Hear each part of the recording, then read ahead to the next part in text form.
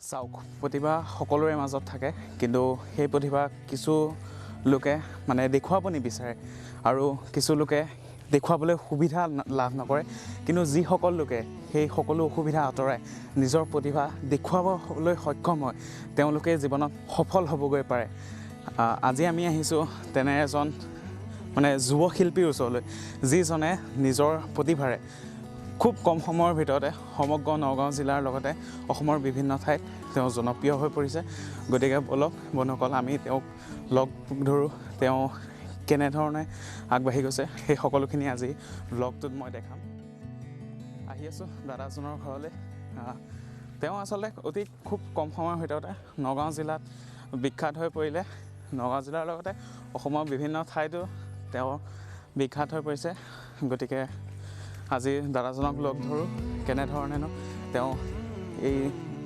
আগবাঢ়ি গ'ল সেই গোটেইখিনি দেখাম আমি আহি পাই গৈছোঁ এই ঘৰ সোমাই যাওঁ চিনি পাইছে চাগে আপোনালোকে এতিয়া আমি ভিতৰলৈ সোমাই যাওঁ বন্ধুসকল আমি বৰ্তমান মই আহি পাই গৈছোঁহি মই আজি যিজন মানে যুৱ শিল্পীৰ কথা কৈছোঁ তেওঁ মোৰ লগত আছে আৰু তেওঁক বিশেষকৈ চিনি পায় তেখেতৰ বাঁহীৰ বাবে মোৰ লগত আছে ৰিকুদা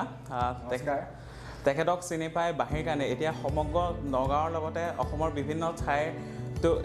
ঠাইতো তেওঁ নিজৰ যি বাঁহীৰে যি প্ৰতিভা আছে সেইকাৰণে তেওঁক চিনি পাইছে আৰু আজি এওঁৰ লগত যি আমি কথা পাতিম আৰু তেওঁ ধুনীয়াকৈ বাঁহী বজাই আমাক শুনাব গতিকে বলক আজিৰ ভিডিঅ'টো আমি আৰম্ভ কৰোঁ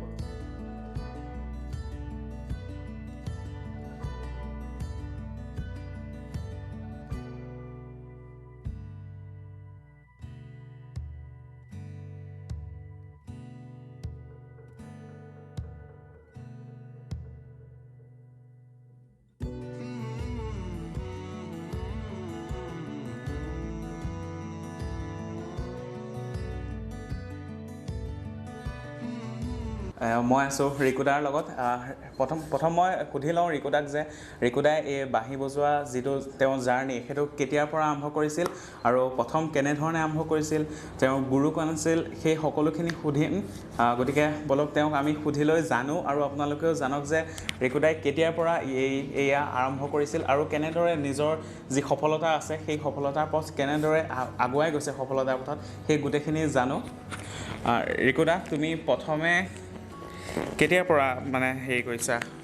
বাঁহী বজোৱাবলৈ আৰম্ভ কৰিছিলা আৰম্ভণিটো ক'বলৈ গ'লে মানে তুমি যেনেধৰণে কৈছা মইতো ইমান বিখ্যাত বাঁহী বাদকো নহয় আৰম্ভ কৰিছোঁ আৰু মই আৰম্ভ কৰা প্ৰায় 3 বছৰমান হৈছে বাঁহী বজাবলৈ আৰম্ভ কৰা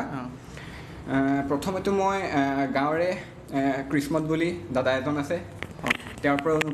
অনুপ্ৰাণিত হৈছিলোঁ তাৰপিছত তেওঁৰ পৰাই মই নিজৰ বাঁহী বুলিবলৈ নাছিলে তেওঁৰ পৰাই বাঁহী আনি লৈ পেলাই বজাইছিলোঁ তাৰপিছত তেনেকৈ সৰু সুৰা দুই এটা প্ৰগ্ৰামতো গ'লোঁ প্ৰথম মই দিহানামৰ প্ৰগ্ৰাম কৰিছিলোঁ আমাৰ ননৰীয়া শংকৰদেৱ সাংস্কৃতিক গোষ্ঠী বুলি গ্ৰুপ এটা আছে বহুত ভাল গ্ৰুপ হয় সেইটো গ্ৰুপেই মোক মানে ঘৰৰ পৰা এনেকৈ মাতি নিছে তেতিয়া বজাব নাজানো ভালকৈ সিহঁতে কয় তই নালাগে তই বজাব নালাগে তই যি জান সেইটোকে তই মানে বজাই থাকিবি আৰু যি জান হ'লেও হ'ব নহ'লেও নাই তই খালি ভয়টো ভাং প্ৰথমতে তাৰপিছত তেনেকৈ আৰু বজাই তাৰপিছত আৰম্ভণিতে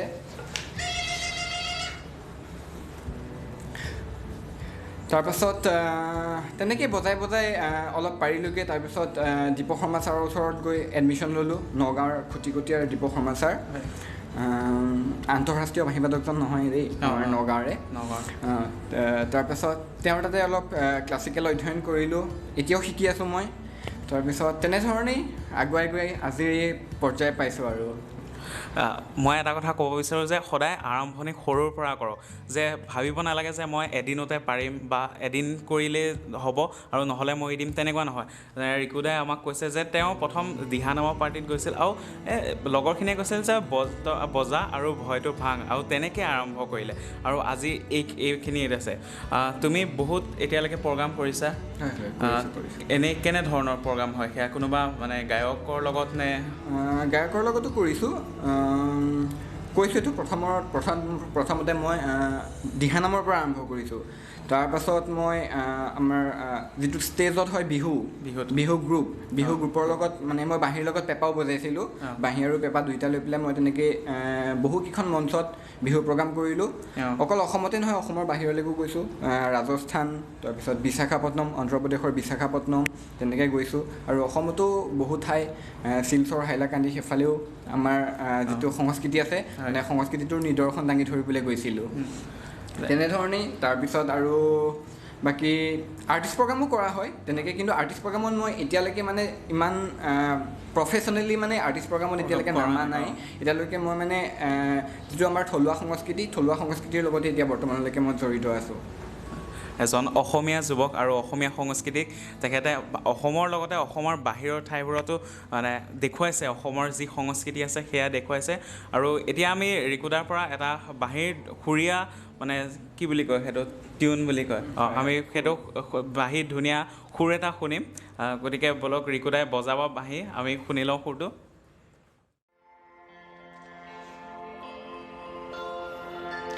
আৰম্ভণিতে বাঁহীৰ এনেই সুৰ এটা বজাবলৈ চেষ্টা কৰিছোঁ এনেই আৰু কিবা এটা সুৰ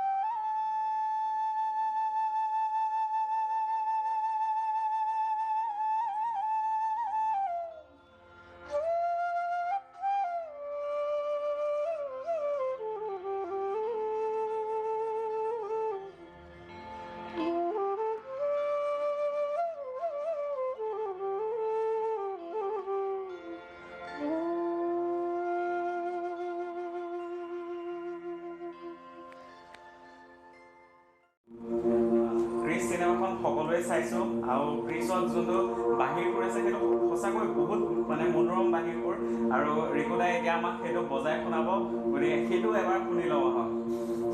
ইমান পাৰফেক্টলি বজাব নাজানো শিকিবলৈ আৰম্ভ কৰিছোঁ সুৰটো বাৰু চেষ্টা কৰিছোঁ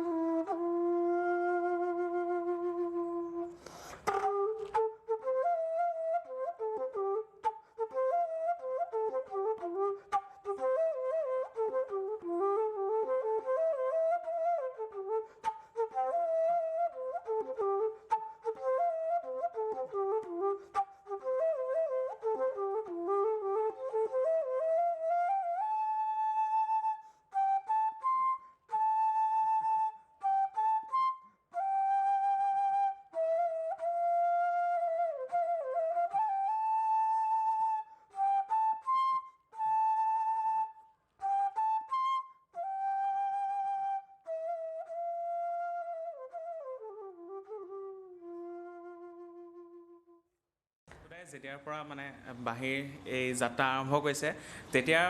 একে প্ৰথমৰ পৰা এতিয়ালৈকে তেওঁ বহুকেইটা বাঁহী লৈছে আমাৰ থলুৱা যি বাঁহীৰ পৰা একে ৱেষ্টাৰ্ণ বাঁহীলৈকে লৈছে সেই গোটেই যিখিনি কালেকশ্যন আছে সেই গোটেই কালেকশ্যনখিনি আমি এপাক চাই লওঁ আহক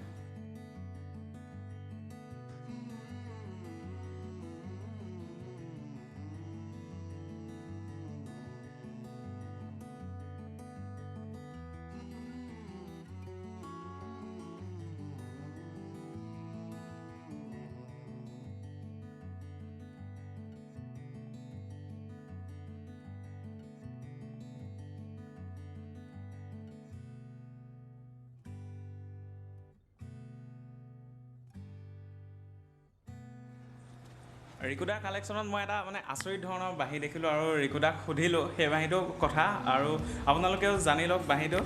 মই বাঁহীটো দেখাই দিছোঁ এইটো মানে বেলেগ ষ্টাইলৰ বাঁহী মই দেখাই নাই এনেকুৱা বাঁহী আৰু সেইকাৰণে ৰিকুদাক সুধিছোঁ ৰিকুদা এইটো কি বাঁহী হয় এইটো আচলতে জাপানৰ বাঁহী হয় মানে মই জনামতে জাপানিজ ফ্লুইট বুলি কয় এইটো য়ামাহা কোম্পানীৰ হয় মই এমাজনৰ পৰা কিনিছিলোঁ এইটো ৱেষ্টাৰ্ণ মিউজিকবিলাকত মানে এইটো ব্যৱহাৰ কৰিবলৈ ভাল হয় বিশেষকৈ টাইটানিক মিউজিকটো এইটোত বজালে মানে বৰ শুৱলা লাগে শুনি যিহেতু ৰিকুদাই কৈছে যে টাইটানিক মিউজিকটোত এই মানে মিউজিক যোনটো আছে সেইটো সকলোৱে জানে সকলোৱে গানটো ভাল পায় সেই ছংটো মানে বাঁহীত ৰিকুদাই বজাই শুনাব আমাক হয় টাইটানিকৰ যিটো মানে ফেমাছ মিউজিক সেইটো অকণমান বজাবলৈ চেষ্টা কৰিছোঁ বাৰু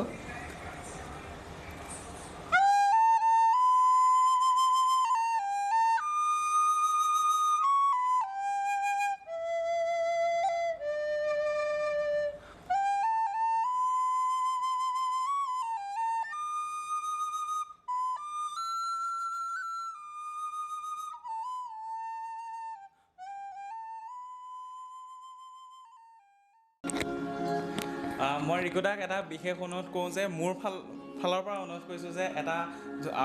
এটা বা দুটা ধুনীয়া গান বজাই শুনাওক এই বাঁহীৰ সুৰত তোলক আমিও শুনো আৰু আপোনালোকেও শুনক ঠিক আছে মই অকণমান হিন্দী গানৰ ফ্লেভাৰ এটা অকণমান দিবলৈ চেষ্টা কৰিছোঁ ঠিক আছে এতিয়া আমি হিন্দী গান শুনিম বাঁহীত অকণমান আৰু ফ্লেভাৰ এটা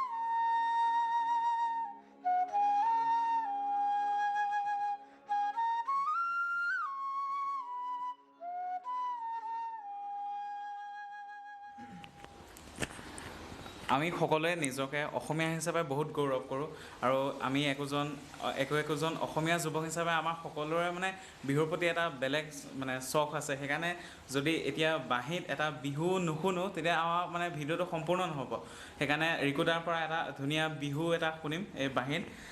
নিশ্চয় অকণমান থলুৱা বিহু অকণমানকে মানে গুণগুণাব চেষ্টা কৰিছোঁ আৰু বাঁহীত